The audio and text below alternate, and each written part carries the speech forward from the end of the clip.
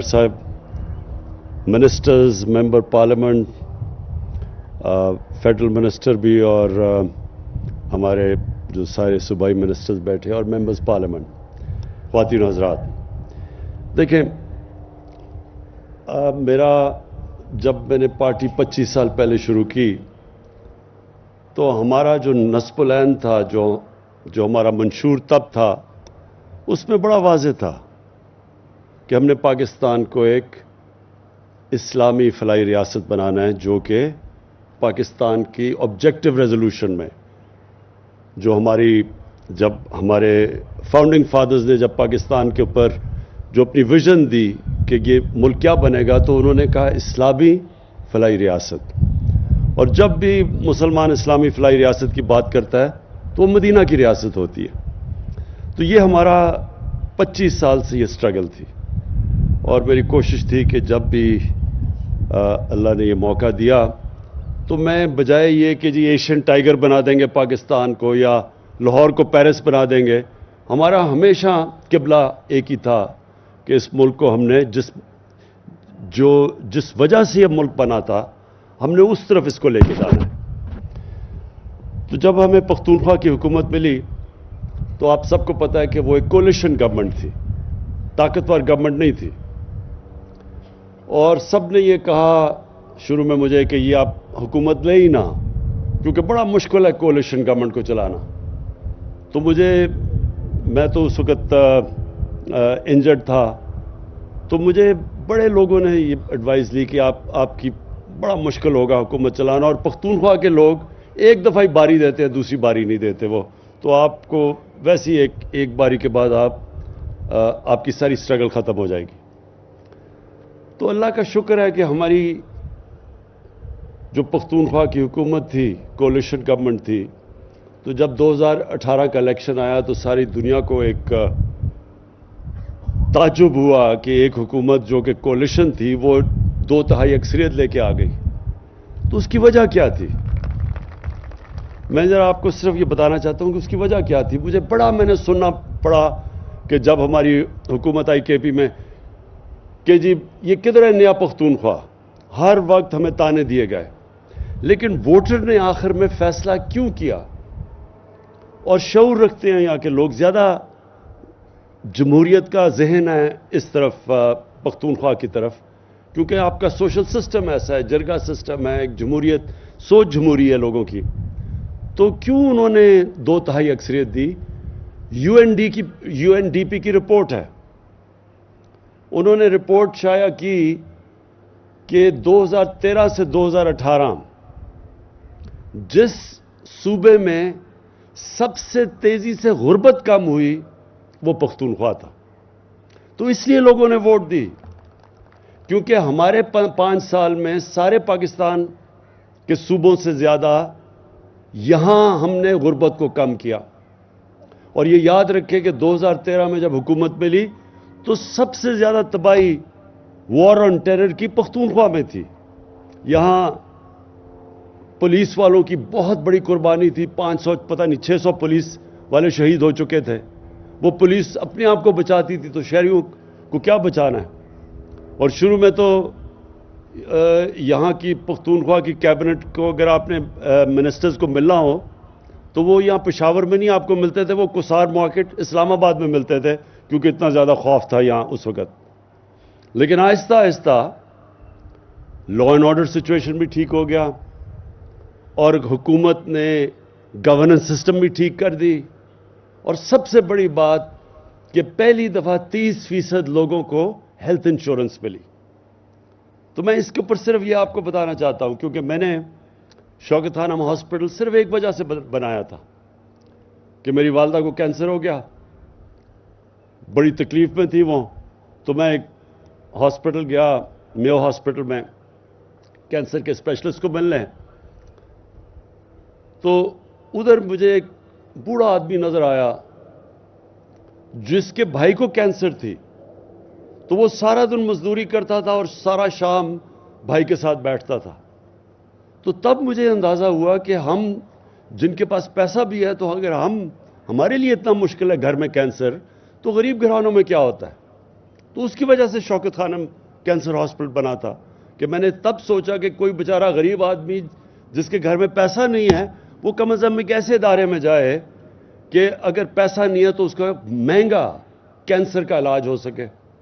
تب بھی جب ہاسپٹل بنا تو تب میں نے سوچا کہ اللہ نے کبھی موقع دیا تو یہ سب سے بڑی نعمت ایک معاشرے کے لیے ہو سکتی ہے کہ غریب گھرانے میں اگر پیسہ نہیں ہے تو ان کو یہ فکر نہ ہو کہ ہمارا علاج نہیں ہوگا اگر گھر میں پیسہ نہیں ہے. تو اس لیے ہیلتھ انشورنس. اور تب جب ہم نے شروع کی تو بڑا لوگوں نے اس کے اوپر پہلے تو سمجھ ہی کسی کو نہیں آئی, لیکن آہستہ آہستہ پختونخوا کے لوگوں کو جو نچلے کمزور طبقہ تھا اس کو سمجھ آنا شروع ہوا اس کا. اور 30% یہ بہت بڑی اچیومنٹ تھی پختونخوا کی کہ 30% لوگوں کو انہوں نے کور کیا ہیلتھ انشورنس سے.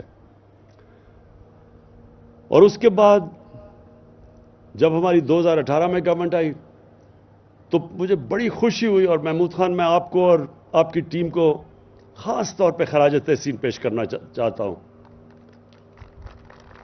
کہ آپ نے فیصلہ کیا کہ ہر خاندان کو ہم نے پختونخوا میں ہیلتھ انشورنس دینی ہے. اور آپ کی وجہ سے پھر میں نے پنجاب کو بھی کہا کہ آپ بھی سارے خاندانوں کو ہیلتھ انشورنس دیں. اور انشاءاللہ آپ دیکھیں گے پنجاب میں اب 1 جنوری سے وہاں شروع ہو رہے ہیں کارڈ, ہیلتھ کارڈ کی ڈسٹریبیوشن, اور 3 مہینے میں پنجاب نے سارے پنجاب میں لوگوں کو ہیلتھ انشورنس ملے گی. میں صرف آپ کو یہ بتانا چاہتا ہوں کہ یہ جو نعمت ہے ہیلتھ انشورنس کی, سفید پوش کے لیے بھی بڑی نعمت ہے, لیکن غریبوں کے لیے تو یہ ایک ایسی چیز ہے کہ وہ ہمیشہ آپ کو دوائیں دے گا. محمود خان آپ کی گورنمنٹ کو, اور غریب کی دعا یہ یاد رکھے کہ اللہ زیادہ سنتا ہے, دعائیں اس کی سنتا ہے. تو یہ جو آپ نے شروع کیا اور اب آپ کی وجہ سے پختونخوا میں گیا, اب بلوچستان کے چیف منسٹر نے مجھے کہا کہ وہ بھی یہ صوبے پیسہ دے رہے ہیں ہیلتھ انشورنس کے لیے. انہوں نے بھی فیصلہ کر لیا. گلگت بلتستان میں بھی, آزاد کشمیر میں, جدھر جدھر ہماری گورنمنٹ ہے وہاں سارے گھرانوں کو, ہر خاندان کو ہم ایک ہیلتھ کارڈ دیں گے. 10 لاکھ روپے تک کسی بھی ہسپتال میں جا کے اپنا علاج کروا سکیں گے. یہ آپ کو حیرت ہوگی کہ دنیا میں امیر ترین ملکوں کے اندر بھی یونیورسل ہیلتھ کوریج نہیں ہے. یہ جو ہم کرنے جا رہے ہیں انشاءاللہ پاکستان کی مثال دی جائے گی دنیا میں, کیونکہ وہاں ہیلتھ انشورنس پریمیم سے پیسے دے کے لینا پڑتا ہے. یہاں گورنمنٹس خود ہر خاندان کو ہیلتھ انشورنس دے رہی ہے. تو سب سے پہلے تو یہ ہمارا جو اب وہ راستہ ہے اسلامی فلاحی ریاست کا, پہلے تو یہ وہ چیز ہے کہ جو ہمیں اس راستے کی طرف لے کے جا رہی ہے. پھر مہنگائی آ گئی, پہلے کرونا آیا, بڑا زور لگایا میرے پہ لوگوں نے کہ جی لاک ڈاؤن کر دو, بند کر دو, جس طرح ساری دنیا میں ہندوستان کی مثال دی جا رہی تھی کہ دیکھیں انہوں نے بند کر دیا نریندر مودی نے, تو میں بھی کر دوں تاکہ کرونا نہ پھیلے.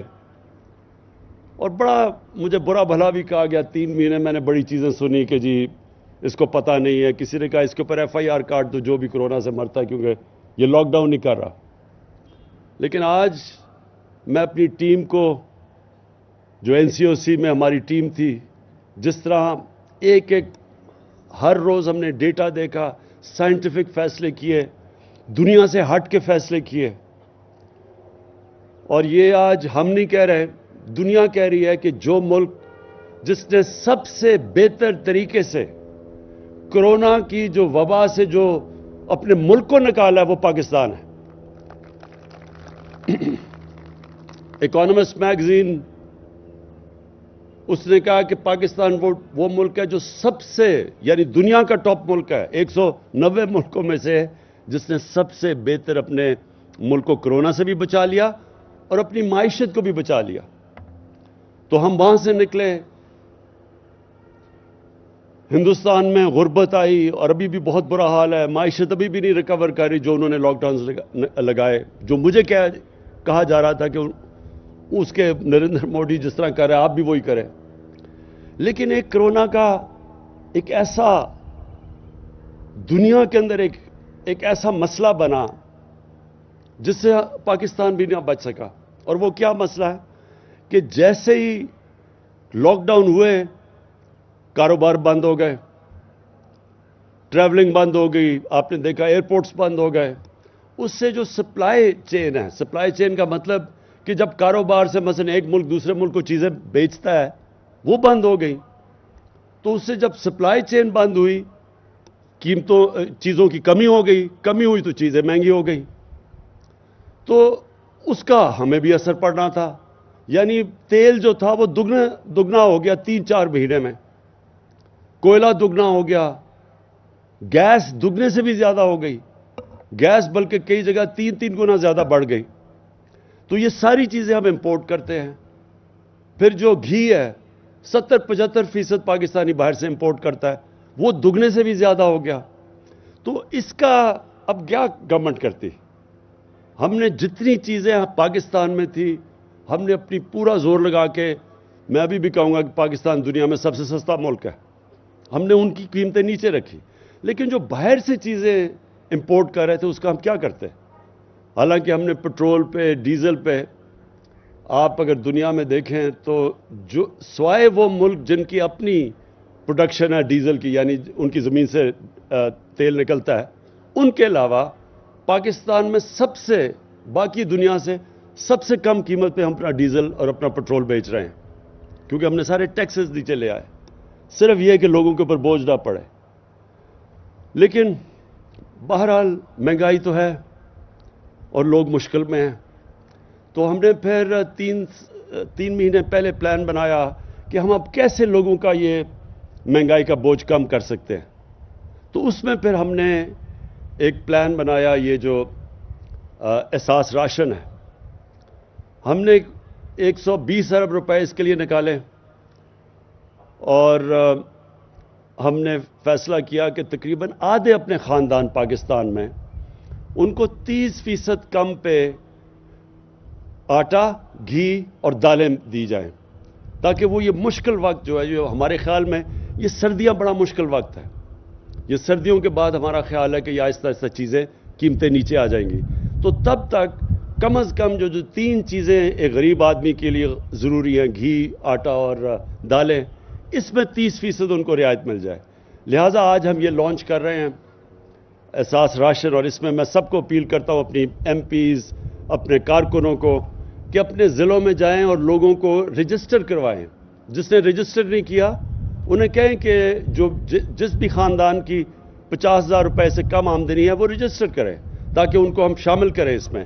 اور پھر جو کریانہ سٹورز ہیں جن کے ذریعے جدھر آٹا آپ کو اور یہ جو 3 چیزیں رعایت ملے گی, وہ سٹورز کو بھی رجسٹر کروائے نیشنل بینک کے ساتھ. اشتہار بھی ہمارے چل رہے ہیں, لیکن میں چاہوں گا کہ اپنے کارکن, اپنے ایم پیز اس میں پوری طرح شرکت کریں, کیونکہ یہ آپ کی ذمہ داری ہے. جو آپ کے حلقے کے لوگ ہیں وہ آپ کی ذمہ داری ہے. تو آپ ان کو کم از کم, وہ جب مشکل میں ہیں تو جب آپ ان کو بتائیں گے تو کم از کم ہم تھوڑی سی ان کی مشکل کم کر سکیں. اس کے علاوہ ایک اور پروگرام لانچ ہو رہا ہے اور وہ شروع ہو رہا ہے پختونخوا سے اور پھر سارے پاکستان میں جا رہا ہے, وہ ہے کامیاب پاکستان. کامیاب پاکستان کیا پروگرام ہے؟ اس میں ہم نے 2 کروڑ گھرانوں کو, ہم نے نہیں سوری 20 لاکھ ہے نا, 20 لاکھ خاندان, 20 لاکھ جو سب سے بیچارے نچلے کمزور طبقہ ہے, 20 لاکھ خاندانوں کو ہم ہر ایک خاندان کو 4 چیزیں دے رہے ہیں. ایک, سود کے بغیر قرضہ, 5 لاکھ سود کے بغیر قرضہ اگر دیہات میں تو اپنی کسان کے لیے کہ وہ اپنے ٹریکٹر پہ چیزیں خریدنے پہ لگا دے, بیج پہ لگا دے, جو بھی 5 لاکھ قرضہ اس کے لیے. اور شہروں کے لیے 5 لاکھ قرضہ اگر وہ کوئی چھوٹی موٹی اپنی کوئی بزنس شروع کرنا چاہتا ہے. پھر اس خاندان میں ایک گھر کو ٹیکنیکل ایجوکیشن, اس کو کوئی ہنر سکھائیں گے تاکہ وہ اپنی آمدنی بڑھا سکے. پھر اسی خاندان کے اندر ایک گھر کے لیے قرضہ, 27 لاکھ روپیہ سود کے بغیر قرضہ ایک گھر بنانے کے لیے. اور پھر ہماری کوشش یہ ہے کہ اور پھر ہیلتھ کارڈ وہ تو خیر ہم دے ہی رہے ہیں. تو یعنی کہ اس 20 لاکھ خاندانوں کو پوری پروٹیکشن دے تاکہ ان کو ہم اوپر اٹھا سکیں. میں یہ اس لیے آپ کو یہ کہہ رہا ہوں کہ ابھی ہم اتنا ہی پیسہ نکال سکتے ہیں کیونکہ آپ سب کو ایک چیز سمجھنی چاہیے. اگر ہمارے پاس زیادہ پیسہ ہو میں آپ کو یقین دلاؤں کہ اس سے ہم بہت زیادہ الاؤنسز بڑھائیں. لیکن ہماری بدقسمتی کیا ہے؟ جب ہماری حکومت آئی تو جتنا بھی ہم پیسہ اکٹھا کرتے ہیں، جتنا بھی ہم ٹیکس سے پیسہ اکٹھا کرتے ہیں، آدھا اس میں سے پیسہ جو پچھلے انہیں قرضے لیے ہوئے ہیں ان کے اوپر سود اور قسطیں ادا کرنے میں چلا جاتا ہے. تو یعنی پہلے سال اگر ہم نے 4,000 ارب روپیہ اکٹھا کیا، پہلا سال ہمارا جو ٹیکس پہ، تو اس میں سے 2,000 ارب روپیہ چلا گیا قرضوں کی قسطوں پہ، تو صرف 2,000 بچ گیا ہمارے لیے. اس بار ہم نے اس سے بہت زیادہ ٹیکس اکٹھا کیا ہے، لیکن اس کا بھی آدھا چلا جائے گا قرضوں کی قسطوں پہ اور سود ادا کرنے میں. لہٰذا جو ہمارے پاس پیسہ خرچ کرنے کے لیے وہ کم ہے. انشاءاللہ جیسے جیسے ہماری آمدنی بڑھ رہی ہے، ہمارا ٹیکس بڑھ رہی ہے، ہماری ایکسپورٹس بڑھ رہی ہیں، ہمارا ملک جس طرح میں نے کہا صحیح راستے پہ نکل گیا ہے، تو جیسے جیسے ہمارے پاس پیسہ آئے گا پہلی کوشش ہوگی کہ ہم اپنے نچلے طبقے کو، کمزور طبقے کو، ان کے لیے الاؤنسز بڑھائیں، ان کے لیے اور ان کے سہولتیں دیں، ان کے لیے اور زندگی آسان کریں.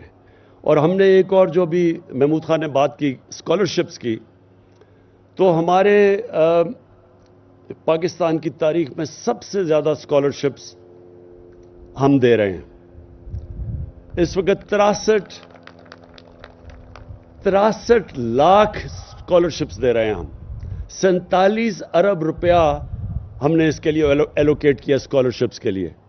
63 لاکھ نوجوانوں کو اسکالرشپس دے رہے ہیں. اور اس کا سسٹم میں بھی آپ کو بتا دوں، کیونکہ ہماری بدقسمتی سے اسکالرشپ کے سسٹم میں میرٹ کے اوپر کئی نہیں دی جاتی تھیں. اب یہ مختلف ہیڈز میں اسکالرشپس مل رہی ہیں. مثلا رحمت للعالمین اسکالرشپس بھی ہیں، ہائر ایجوکیشن کی بھی اسکالرشپس ہیں، پختونخوا اپنی اسکالرشپس دے رہا ہے. وہ ساری جتنی بھی ہمارے صوبوں میں جدھر ہماری گورنمنٹ ہے سوائے سندھ کے، وہ ساری اسکالرشپس اب میں پرائم منسٹر آفس کے اندر اس کا ڈیٹا میں اکٹھا کر رہا ہوں میرے آفس میں. اور اس پہ پھر آن لائن ہم جو بھی اسکالرشپس لیں گے یا جو بھی کہنا چاہیں گے کہ جی ہم ڈیزرو کرتے تھے ہمیں نہیں ملی، وہ ساری ایک پورا میرا آفس ہوگا جو صرف یہ دیکھے گا کہ اسکالرشپس میرٹ پہ مل رہی ہیں یا نہیں مل رہی. پھر ان بھی لوگوں کو، وہ نوجوان جو پڑھ رہے ہوں گے، اگر ان کے پیسے ختم ہو گئے اور وہ پڑھ نہیں سکتے، وہ اپلائی کر سکیں گے ہمارے اس آن لائن کے اوپر کہ جی مجھے پڑھائی کے لیے اب اسکالرشپ چاہیے. تو ان کے سب کچھ پرائم منسٹر آفس میں ہوگا، ڈیٹا میرا ادھر اکٹھا ہوگا. آن لائن لوگ ہمارے سے کمیونیکیٹ کر سکیں گے اگر وہ سمجھیں گے میرٹ پہ ملی یا نہیں.